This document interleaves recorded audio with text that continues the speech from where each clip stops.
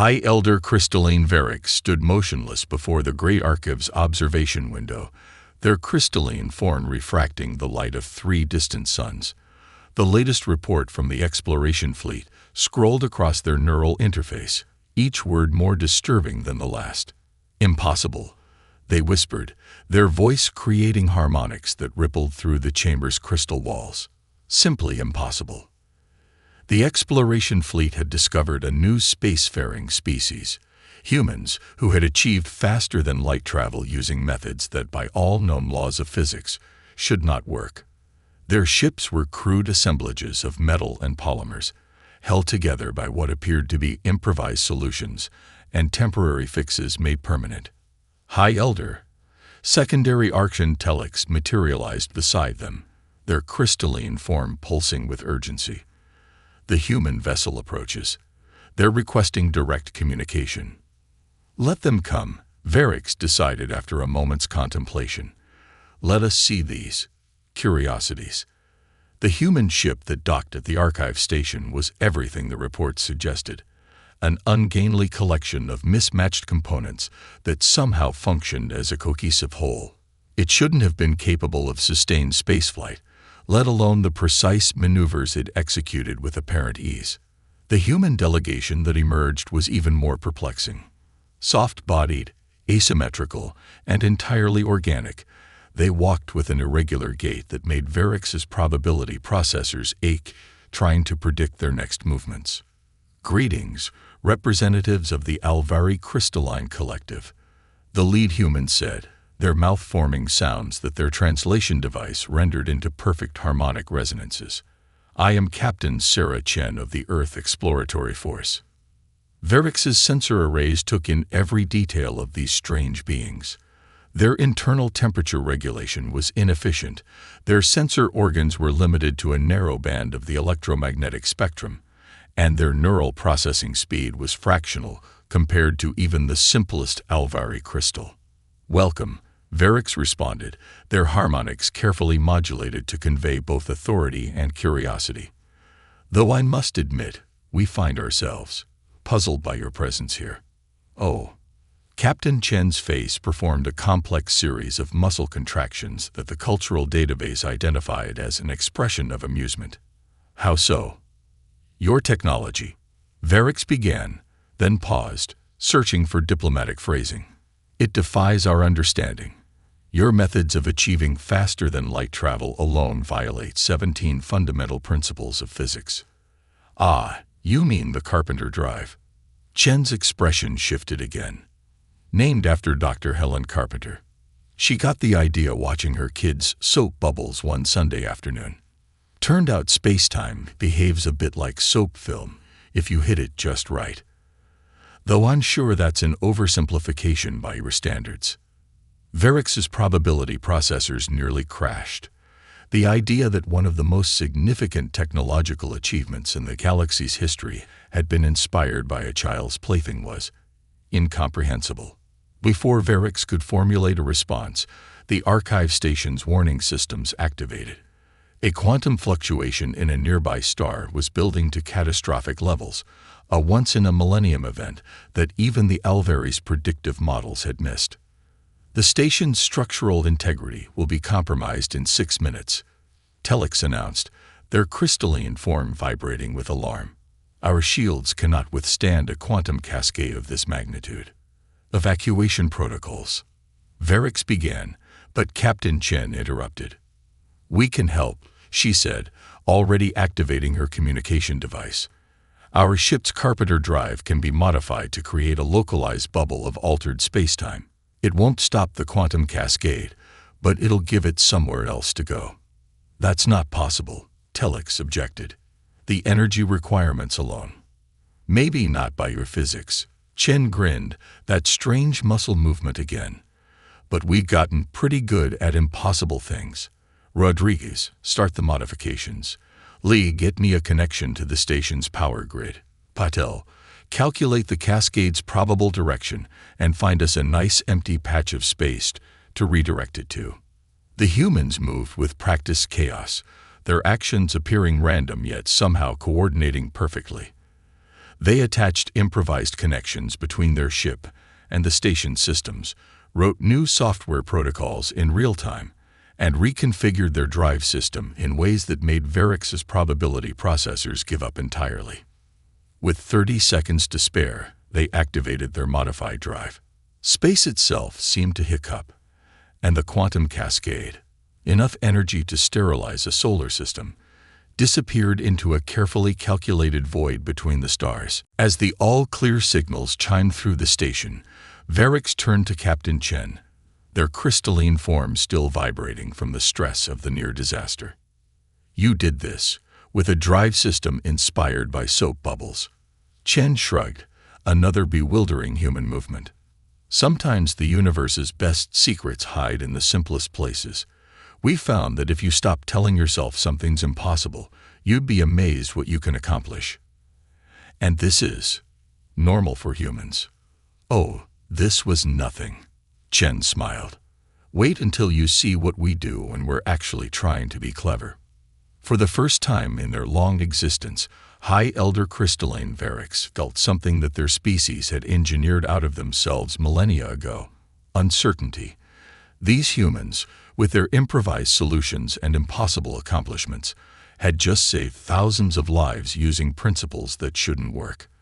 And they had done it not through careful calculation or ancient knowledge, but through that most dangerous of combinations: inspiration and audacity. As Varex watched the human delegation return to their impossible ship, they realized that the galaxy was about to change. The age of certainty was over. The age of human improvisation had begun. And somewhere in the depths of their crystalline matrix, Varex felt something else new: anticipation. 3 solar cycles had passed since first contact, and the Alvari Collective's central research node was in chaos. Researcher Prime Lyrics watched the latest test results with growing disbelief, their crystalline form flickering through shades of deep azure with distress. "They reversed engineered our quantum communication array," Lyrics announced to the assembled Council of Minds. "In under a stellar month." The chamber erupted in discordant harmonics of disbelief. The quantum array had taken the Alvari 3,000 years to perfect. Its principles were rooted in the fundamental mathematics of reality itself. "That's not the concerning part," Lyrics continued, their form pulsing with unease. "They improved it."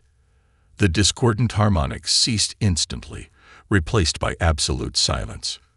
"Impossible," Elder Researcher Nexus declared, their crystalline edges sharp with certainty. "Our design was optimal. The equations allow for no improvement." Lyrics projected the human modifications into the chamber's shared consciousness space. The improvements were crude, inelegant, and completely brilliant. Where the Alvari had crafted perfect quantum resonances, the humans had introduced controlled chaos. Where the Alvari had sought mathematical perfection, the humans had embraced productive error. "They're using the quantum noise as a secondary channel," Lyrics explained, their voice carrying undertones of reluctant admiration. "The signal degradation we spent millennia eliminating. They're using it to transmit additional data. But the noise is random," Nexus protested. "Unpredictable. Unusable." "Apparently," Lyrics replied, "humans have a saying: one being's noise is another being's signal." The display shifted to show human communication ships deploying the modified arrays. They were ugly things, their hulls covered in improvised antenna arrays and jury-rigged power couplings. But they were achieving transmission rates 50% higher than anything in the collective's history. "There's more," Lyrics continued, their crystalline form dimming slightly. "They've begun applying similar principles to other technologies. Our gravitic propulsion systems, our quantum computers, our energy matrices. They're not just copying them. They're playing with them." The shared consciousness space filled with images, human ships using gravitic fields as impromptu shields, quantum computers repurposed for entertainment systems, energy matrices reconfigured into what they called zero-point cooking devices. "They're treating our most advanced technologies like toys," Elder Nexus observed, their harmonic resonance sharp with disapproval. "No," Lyrics corrected. They're treating them like possibilities. A new image appeared in the consciousness space, a human research facility on their colony world, New Darwin. The building itself was a testament to their approach. Part laboratory, part workshop, part what they called a playground. Scientists in formal attire worked alongside others in what appeared to be sleek garments. Some areas maintained strict cleanliness protocols, while others were cluttered with half-finished projects and discarded attempts. Their research methodology is chaotic, Lyrics explained. They encourage what they call cross-pollination of ideas. Engineers consult with artists. Physicists work with musicians. Biologists collaborate with computer scientists. They deliberately introduce random elements into their experiments. Madness, another council member harmonized. How can they achieve anything without proper structure? Lyrics's form pulsed with what might have been amusement. Yesterday, a human researcher spilled their coffee on a quantum field projection. Instead of cleaning it immediately, they stopped to observe how the liquid's molecular structure interacted with the field harmonics. They've already filed 3 patent applications based on their observations. The council chamber filled with discordant notes of disbelief and concern.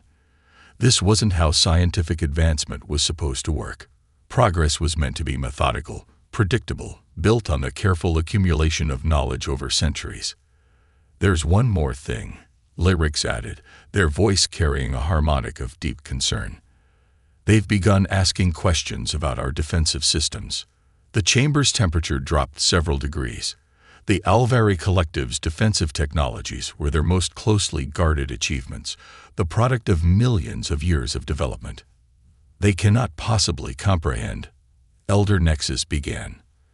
They've already identified 3 potential failure modes we never considered. Lyrics interrupted. Their approach is different. Where we designed our defenses to be perfect barriers, they look for ways to flow around them, like water finding cracks in crystal. A new image appeared, a human child's toy, something called a kaleidoscope. They see patterns where we see perfection, Lyrics explained. They see possibilities where we see completion, and most concerning of all, they see our certainty as a weakness to be exploited. The council chamber fell silent as the implications sank in. The humans weren't just learning their technology. They were reinventing it, reimagining it, transforming it into something new and unpredictable. What do you recommend? The first mind finally asked. Lyrics's form shifted through several shades before settling on a deep, resolute blue. We must decide quickly whether to classify humans as a threat or an opportunity, because one thing is certain, they will not wait for us to decide. Even now, they're probably discovering things about our technology that we never imagined possible. And if they are classified as a threat, then, Lyrics replied, their harmonics carrying a note of what might have been fear, we must hope we can act before they realize just how much they've already learned from us. Because I suspect that humans don't just learn technology, they transform it. And transformation, as we're beginning to understand, is what humans do best. The void between stars erupted in silent fury as the swarm emerged from hyperspace. Their biomechanical ships, each the size of a small moon, cast shadows across the joined human Alvari defense fleet. First Mind Verix watched through the archive station's quantum sensors as the nightmare that had haunted the galaxy's outer rim finally reached the inner systems. 37 swarm hives detected, secondary Archintellix reported, their crystalline form vibrating with carefully controlled fear. Their biological signatures suggest they've evolved since our last encounter. How many ships do we have? Verix asked, already calculating their chances of survival. The collective can field 200 crystalline warships. The humans, Tellix paused, their harmonics carrying a note of confusion. They'd brought only 3 vessels. Verix's probability processors nearly stalled. 3 against the swarm. The humans say that's all they need. The main communication array activated, and Captain Chen's image appeared. 5 years had etched new lines on her organic face, but her expression carried that same unsettling confidence Varix remembered from their first meeting. "High Elder," she nodded. "I assume you've detected our special delivery." "Captain, your force is grossly inadequate for this engagement. The swarm is exactly where we want them," Chen interrupted, that familiar human smile playing across her features. "Remember how we modified your quantum communication array? We've been busy with some other modifications too." Before Varix could respond, the human ships moved. But instead of advancing toward the swarm, they formed a triangle formation behind the Alvari fleet. "What you're about to see," Chen continued, "is something we call a cascade resonance effect. Turns out your gravitic propulsion systems have some interesting properties when you run them in reverse through a modified Carpenter drive." The human ships activated their drives simultaneously. At first, nothing seemed to happen. Then Varix's sensors detected something impossible. Space itself was beginning to vibrate. The swarm uses biological quantum entanglement for ship-to-ship communication, Chen explained as her crew worked. "Very efficient, very secure, also very vulnerable if you know how to create the right kind of quantum interference pattern." The vibration grew stronger. In the space between the human ships, reality itself seemed to shiver like the surface of a pond in rain. "Captain," Varix's harmonics carried urgent warning. "The energy readings are beyond sustainable levels. Your ship's structural integrity will fail in approximately 3 minutes," Chen finished. "We know. That's part of the plan." Understanding crashed through Varix's crystalline matrix like a shockwave. "You intend to sacrifice your vessels. Sometimes the best way to win isn't to be stronger," Chen replied, her smile never wavering. "Sometimes it's about being willing to do what your enemy thinks is impossible." The swarm vessels were beginning to show signs of distress. Their biomechanical hulls writhed as the quantum interference pattern disrupted their neural networks. But they were adapting, evolving even as they fought, just as they always had. "It's not enough," Telix observed. "Their adaptation rate exceeds the interference effect." "That's why we brought the Alvari fleet," Chen said. "High Elder, I suggest you order your ships to fire their main gravitic cannons directly at our vessels. Now, that would destroy you instantly." "Exactly. And when our modified drives go critical under gravitic compression." She left the sentence unfinished. Varix's probability processors ran the calculations. The result was clear, but the cost. "Your crews are already in escape pods on trajectory to your station. Well, except for me. Somebody has to stay to make sure the timing is perfect." Chen's image flickered as her ship's systems began to fail. "Better hurry, High Elder. We got about 30 seconds before this all goes sideways." Varix made the decision. The command went out, and 200 crystalline warships fired as one. Their gravitic beams struck the human vessels just as the quantum interference reached its peak. The result defied description. The human ships didn't merely explode, they collapsed in on themselves, creating a quantum feedback loop that amplified the interference pattern 1,000-fold. The swarm's biological quantum networks couldn't adapt fast enough. Their ships, their hives, their very consciousness began to break down at the quantum level. In less than 5 minutes, the battle was over. The greatest threat the galaxy had ever known had been defeated not by overwhelming force or perfect strategy, but by 3 human ships willing to sacrifice everything to create an impossible weapon. Hours later, after the rescue operations were complete, Varix found Captain Chen in the station's medical bay. Her organic form was damaged but recovering, thanks to the Alvari's advanced healing technologies. "Why did you stay aboard?" Varix asked. "Your automated systems could have handled the timing." Chen's damaged face managed a weak version of her characteristic smile. "Because that's not what captains do. We stay with our ships, even when the probability of survival is virtually 0. Especially then." She closed her eyes, fatigue evident in her organic frame. "You know what the really funny thing is? We weren't even sure this would work. The math suggested it was possible, but we'd never tested it on this scale. Verix's crystalline form flickered in shock. You risked everything on an untested theory. Sometimes that's all you have. Sometimes you have to trust that your impossible idea might just work. She opened her eyes again, meeting Verix's sensor arrays directly. That's what humans do. We imagine the impossible, and then we find a way to make it happen, even if it means breaking a few laws of physics along the way. As Verix left the medical bay, their probability processors were still trying to calculate the implications of this victory. The humans hadn't just defeated the swarm. They had done it in a way that no one, not even their allies, had believed possible. And they had done it not through superior technology or numbers, but through that uniquely human combination of inspiration, desperation, and the willingness to sacrifice everything for a chance at victory. The emergency session of the Alvari Collective's Council of Minds began in chaos. Quantum projections filled the chamber with images of the latest human breakthrough, while discordant harmonics of alarm and disbelief reverberated through the crystalline walls. They'd done what? First mind, Verix demanded, their form shifting through shades of agitation.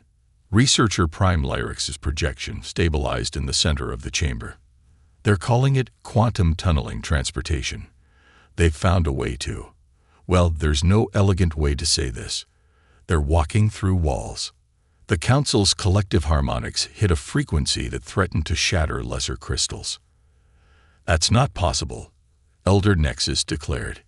Even our most advanced phase shift technology requires enormous energy expenditure for objects larger than a few molecules. They're not using phase shift technology, Lyrix explained, their form flickering with what might have been embarrassment. They're using our old quantum communication arrays, the ones they modified. They've somehow found a way to extend the quantum entanglement effect to macro-scale objects. The projection shifted to show footage from a human research facility. A scientist walked up to a solid metal wall, pressed a small device to its surface, and simply stepped through as if the barrier didn't exist. Moments later, they emerged on the other side, casually making notes on a handheld computer. The energy requirements alone, another council member began, are handled by what they call quantum momentum conservation. Lyrix interrupted. They're not breaking through the walls or shifting phase. It's difficult to explain in our terms. They say they're borrowing probability from the quantum foam and paying it back with interest. That makes no sense, Elder Nexus protested. Welcome to human physics, Lyrix replied, their harmonics carrying a note of resigned amusement. They've stopped trying to make sense of reality and started trying to negotiate with it instead. The chamber fell silent as the implications sank in. Ever since the defeat of the swarm, human innovation had accelerated at an alarming rate. They weren't just improving Alvari technology anymore. They were reinventing the very principles upon which it was based. There's more, Lyrix continued, their form dimming slightly. They've begun applying these principles to their ships. Early tests suggest they can bypass any known defensive system, including ours. The temperature in the chamber dropped several degrees. The Alvari Collective's defensive technologies were based on absolute mathematical principles. They were perfect, impenetrable, or at least, they were supposed to be. How are they achieving this? Verix asked, their probability processors struggling to model the implications. They say they discovered it by accident. A laboratory assistant was reading what they call science fiction during a quantum entanglement experiment. Something about the human imagination interfacing with quantum probability calculations. Lyrix's form flickered uncertainly. They've written several papers on the phenomenon. None of them make sense by our standards. And yet it works, Verix observed. That's the truly disturbing part, Lyrix agreed. Everything they do defies our understanding of physical law, yet they achieve results we thought impossible. They're not following the rules of reality. They are rewriting them. The projection shifted again, showing human ships testing their new technology. They passed through planetary shields as if they weren't there, emerged from solid asteroids, appeared inside sealed research facilities. The laws of physics seem to bend around them like light through crystal. We must consider the strategic implications, a military mind counselor harmonized. If they can bypass any defense, they've already offered to share the technology, Lyrics interrupted, along with comprehensive safety protocols and what they call ethical guidelines for quantum tunneling transportation. This announcement caused another wave of discordant harmonics. The idea of applying ethical constraints to physical laws was distinctly human. They continue to surprise us, Verix observed, their form settling into a thoughtful configuration. Every time we think we understand their limitations, they transform those very limitations into advantages.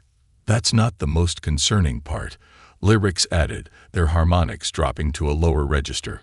One of their scientists made a comment that has our probability analysts deeply troubled. When asked about the future applications of this technology, they said, "Oh, this is just the beginning.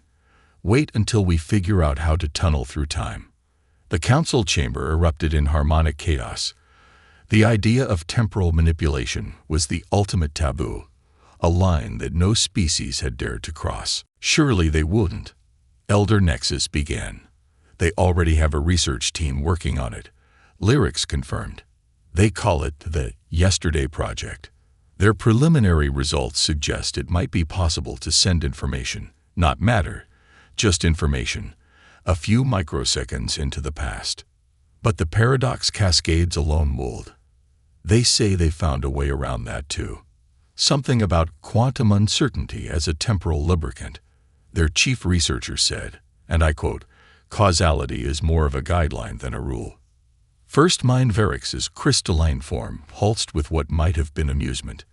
And to think, when we first met them, we dismissed them as primitive because they achieved faster than light travel through methods we couldn't understand. "What do you recommend?"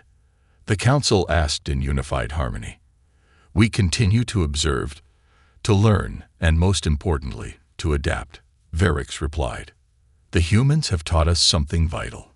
The universe is not a set of unchangeable laws to be obeyed, but a sea of possibilities waiting to be explored. Their greatest strength isn't their technology or their innovations. It's their ability to look at the impossible and ask, why not?" As the council session ended, Verix remained in the chamber, watching the projections of human ships phasing through solid matter. They remembered Captain Chen's words from years ago. Sometimes you have to trust that your impossible idea might just work. The humans weren't just pushing the boundaries of what was possible. They were erasing those boundaries entirely. And somehow they were doing it not through perfect calculation or flawless logic, but through that inexplicable combination of imagination, determination, and what they called crazy enough to work. The galaxy was changing, faster than anyone had predicted. And at the heart of that change were the humans, turning impossibilities into possibilities, one broken law of physics at a time. The Archive Station's observation deck was quiet save for the subtle harmonic resonance of two crystalline beings contemplating the scene before them. First Mind Verix and researcher Prime Lyrics watched as a human construction fleet worked on their latest project, a massive structure that defied conventional physics. "They're calling it a probability arch," Lyrics explained, their form shifting through shades of wonder and concern. "It's designed to create stable tunnels through not just space, but probability itself. And they're certain it will work." Verix asked, though they already knew the answer. They're not certain of anything. That's what makes them so dangerous and so essential. Below them, the human ships wove impossible patterns through space, their modified Carpenter drives bending reality in ways that still made Verix's probability processors ache. The structure they were building looked like a massive crystalline arch, but its surface rippled with quantum fluctuations that shouldn't have been possible at that scale. "Do you remember what you told the council when we first encountered them?" Lyrics asked, about their ships being held together by improvised solutions and temporary fixes made permanent. "I was wrong," Verix admitted. "What I saw as imperfection was actually adaptation. Where we seek permanence, they embrace change." A new ship emerged from quantum tunneling near the construction site, the Stellar Horizon, Captain Chen's latest command. In the years since the swarm's defeat, she had risen to become humanity's chief liaison with the Alvari Collective. Her ship, like all human vessels now, was a hybrid of Alvari crystalline technology and human innovation, beautiful in its controlled chaos. "We've received their latest proposal," Lyrics said, their harmonics carrying a note of what might have been excitement. They want to establish what they're calling a pan-galactic research network, a way to combine our perfect crystalline computing with their quantum tunneling and probability manipulation. The Council's response: "That's why I'm here. They want your recommendation. You've dealt with humans more than any other first mind in our history." Verix was quiet for a long moment, watching the construction below. The probability arch was taking shape, its quantum fluctuations forming patterns that somehow made sense despite violating every known law of physics. "Tell me," Verix finally said, "what is the greatest lesson you've learned from studying humans?" Lyrix's form shifted through several thoughtful harmonics before responding. "That perfection is a limitation. We spent millennia pursuing perfect solutions, while they embrace imperfection as a source of possibility." "Close," Verix replied. "But I think the true lesson is simpler. There is no such thing as impossible. There are only things we haven't imagined yet." The observation deck's quantum sensors detected an incoming transmission. Captain Chen's image appeared before them, her organic features showing signs of age, but her eyes still carrying that same spark of endless possibility. "First Mind, Researcher Prime," she greeted them. "I thought you might want to witness this. We're ready for the first test." "Already?" Lyrix's harmonics carried surprise. "Your original timeline suggested another 3 months of preparation." Chen's familiar smile appeared. "We had some new ideas. Sometimes the best way forward is to just take the leap and trust that you'll figure out the landing on the way down." "That approach defies all logical risk assessment," Lyrix observed. "That's humanity for you," Chen replied. "We've never let logic get in the way of progress. Ready to make some history." Below them, the probability arch hummed to life. Its quantum fluctuations synchronized, creating a cascade of reality-bending effects that made even the station's advanced sensors struggle to interpret the data. For a moment, space itself seemed to hold its breath. Then it happened. A window opened in the fabric of reality. Not a tear or a breach, but a carefully orchestrated rearrangement of probability itself. Through it, they could see another part of the galaxy, thousands of light-years away, as clearly as if it were just beyond the station's walls. "It worked," Lyrix whispered, their crystalline form vibrating with awe. "Of course it worked," Chen said, her smile widening. "We had no idea if it would work, which meant we had no preconceptions about why it shouldn't. Sometimes that's all you need." Verix's form settled into a pattern of deep contemplation. "I understand now," they said finally, "why the galaxy fears us, but we fear humans. We are feared because we represent perfection, unchanging, unyielding, absolute. But humans are feared because they represent possibility itself. Every limitation we discover, they see as a challenge. Every law we establish, they treat as a suggestion. Every impossibility we declare, they accept as their next goal." "That's a poetic way of putting it," Chen replied. "We just call it curiosity. The eternal what if." As they watched, more human ships began moving through the probability arch, each transit defying physics in new and interesting ways. They weren't just crossing space, they were rewriting the rules of reality itself, one impossible achievement at a time. "My recommendation to the Council will be simple," Verix declared. "Embrace the chaos. Accept that our pursuit of perfection has become our greatest limitation. Learn from humanity's greatest gift, the ability to look at the impossible and see possibility." "And the research network proposal?" Lyrix asked. "Approve it, because the truly terrifying thing about humans isn't their technology or their adaptability. It's their ability to make others believe in impossible things too. And perhaps that's exactly what this galaxy needs. The probability arch pulsed with new patterns, its quantum fluctuations painting impossible colors across the void. Below them, human ships continued their work, each movement a testament to their species' refusal to accept limitations. They were rewriting the rules of the universe itself, not through perfect calculation or flawless logic, but through that uniquely human combination of imagination, determination, and the unshakable belief that anything was possible if you were willing to try hard enough. And in that moment, watching humanity reshape reality itself, First Mind Varix finally understood the true meaning of fear. Not the fear of destruction or defeat, but the fear of unlimited possibility. The terror and wonder of a universe where the impossible was merely tomorrow's breakthrough waiting to happen. The age of certainty was truly over. The age of human possibility had begun, and the galaxy would never be the same.